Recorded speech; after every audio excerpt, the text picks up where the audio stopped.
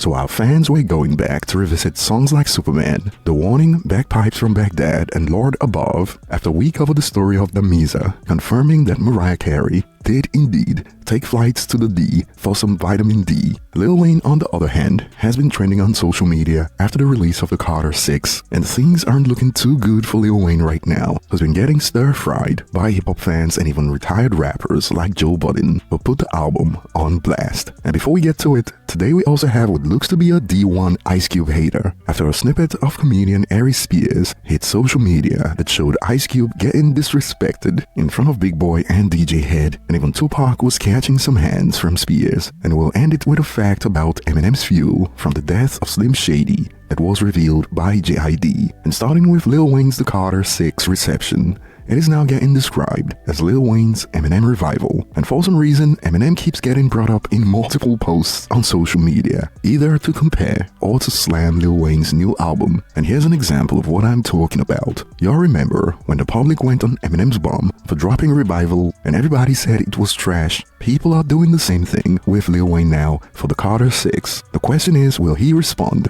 and drop a good album like Kamikaze and prove the public wrong? And boy, the amount of poison in the well that's going on right now is crazy, as I'm still halfway through the album, haven't finished it yet, so I'll have to reserve my opinions for later. But sheesh, Wayne's been getting cooked, as they are also picking up bars like this one to tear him apart. Before I let you piss me off, I'll pee on myself. And some have now expanded on this. The irony is that since the Carter 3, Lil Wayne has always had bars like this. The Carter 6 discourse is proof that most of the time, the artist doesn't change. It is the listeners. Shrugs emoji. Certainly an interesting take. And Joe Budden and his co-host didn't hold back, and in Joe's case, he went off on how the Lil Wayne on the Carter 6 isn't the same artist he used to be, especially when he had the likes of Drake and Nicki Minaj around him. A take that's been quite divisive. Not the same way. If you don't have the team, you're not the same? Yeah, for 100%. Your team is you. The team was myself. I was getting to that. But this is not the same Wayne. That makes you question, why is it not the same Wayne? This sounds like, who the fuck is around him? But I came on here and made that point before. You did. This sounds like, who is this nigga? Is the engineer nigga still managing him?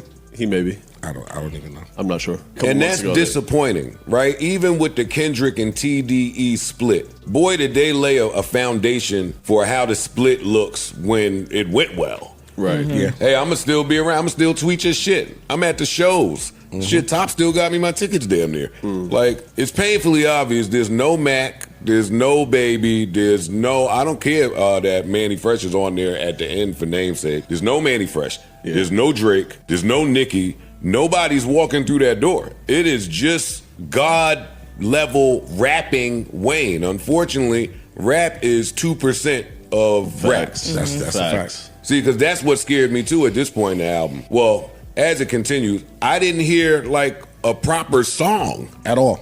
I didn't hear a proper song. With regards to format. With format, arranging, topic, concept, cohesiveness. I hear amazing verses for the most part. Slapped over beats. Shit. Beats. Then we get to this. I can hear we get to this travesty.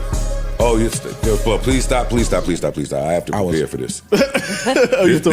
This is so bad. Was that like that? This is so bad. No. This is No. banned That's from what it New sounds Orleans. like, though. A really This is a song called Banned from New It Orleans. sounds like they chased that. What he was saying was hot. The verses are fire. This sounds like, so far in the project, this sounds like somebody that went to jail, wrote constantly, and came out to place these verses. This is So wait though, if he's doing elite rapping and then just the arrangements of the beat, we can't take anything away from him. Yes, we Yes, can. you It's can. still his job to Absolutely pick can. beats. Yeah, you And can. You absolutely can. it all falls on the rapper. If your publicist does a bad job, it falls on the rapper. If the A&R does a bad job, if the producer does a bad job, if the marketing team, if the video is whack, if the director sucked, if your team is trash, it all falls on the rapper. That rapping though gave me hope. Nobody said, yo, Nas picked bad beats because his A&R just, they said Nas picks bad beats. It always falls that was on the unfair, rapper. That form of rapping of how he sounds gives me hope that he can put out great music and still potential. Well, that's why podcasting is great, because we get to hear you guys' review in real time. So Got it. Cool that you feel like that after track 8. And of course, while many users agree that the album is bad, the revival comparisons continue to be a recurrent one. The Carter 6 is Eminem's revival album, so let's see how Wayne responds. However, some believe that Joe Budden and them have other motives at play apart from the quality of the album, as some have expanded. These dudes have picked a side in case y'all don't realize. All of a sudden, they are slobbing the West Coast nub non-stop on the pod, as if the pod isn't almost 10 years old. Real folk know what's changed in the last 18 months. And on the note of Joe Budden bringing up Drake and Nicki Minaj, some believe it is an L take. The Carter series started off without Nicki and Drake features before they were even thought about as artists, and each of those are classics. And boy, this blew up on X about how age is no excuse for Lil Wayne. Eminem was 52 last year, and his album The Death of Slim Shady was way better than the Carter 6, and Lil Wayne is 10 years younger than him. Don't tell me it is because of age. Weezy just lost it. And I'll be looking forward to your thoughts if you have already finished the album. What are your first impressions? And feel free to go against the grain if you actually enjoyed the album. And before we get to the fact revealed about Fuel from the Death of Slim Shady, and also some comedy gold that I've got saved up for later that explains hip-hop heads on social media in a nutshell, we got Tupac and Ice Cube out here getting destroyed by comedian Aries in a rant that sparked heated debates from Big Boy TV, The Hangout. Since this list dropped, I'm hearing so many now people, even Complex double back, and they did a, do you consider Tupac a LA rapper? And now the content is like, no, he's not LA. Tupac is from Maryland. Tupac is from the East Coast. Tupac is from the Bay. Tupac represents the West Coast. It's all these things now where they're kicking up dust, having these conversations because these lists create that. I go somewhere, Aries in head, and people ask me, what's your top 5? I don't do top 5s. I don't do GOATs. Want to see me shake this up real quick? Go ahead. Watch the comments. Now, when people talk about, you ask anybody, no matter where their region, give me a top 5 rappers. Pac's usually always in that list. I don't ever put Pac up there with the top rappers because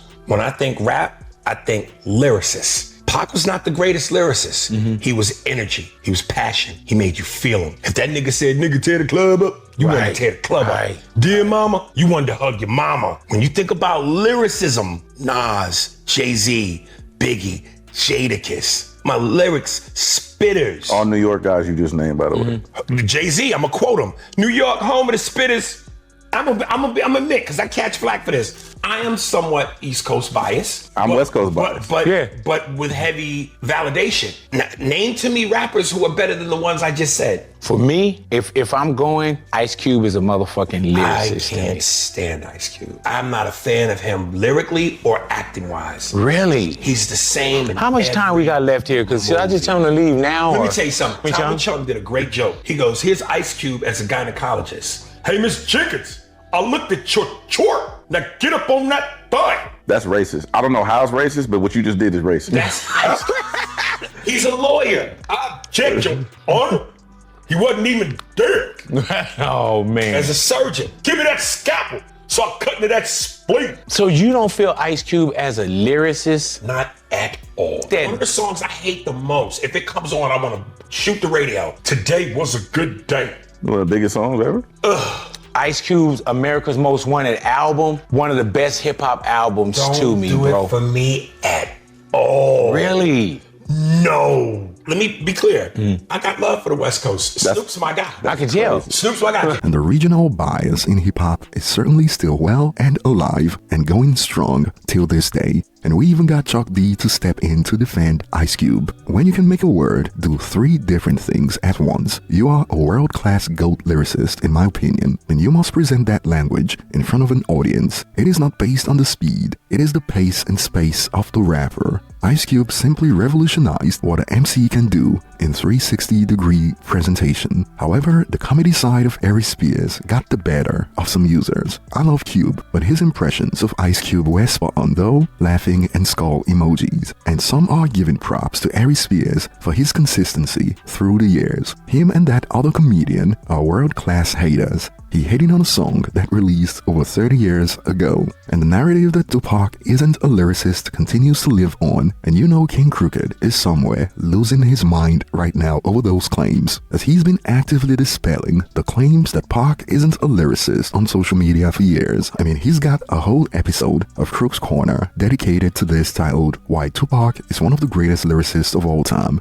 and he suggested so many tears to people who believe Pac isn't a lyricist among other songs. And clearly Aries Spears has perfected the art of rage bait, and I'll be looking forward to your thoughts on his claims. And moving on, we got a nugget of truth a few hours ago from DISSED that kind of supports some of the album rumors between Music to be Murdered By and the death of Slim Shady. When DISSED was asked, when did you make the verse for the Eminem joint? To which he responded, years before it dropped, whatever year Kellen Mond got drafted, which is pretty much 2021, and to this a user expanded, don't you guys remember M was supposed to drop around the Super Bowl? And you've got to wonder what else is in that vault. Maybe even a J. Cole verse is in there. And before we end it today, I found something that got me rolling on hip-hop Twitter in light of what Lil Wayne's been going through over the Carter 6 being called his revival. The only veteran MCs who are having elite longevity, rapping in a high level and being creative in making rap music. Nas, Lloyd Banks, Jay-Z.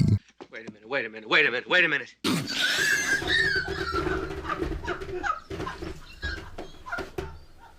Common, Method Man, Pusha T, Lupe Fiasco, Kiss, Styles P. And somehow the most obvious and most objective example didn't make the list, all while Jay-Z's last album dropped nearly 10 years ago. Run it back.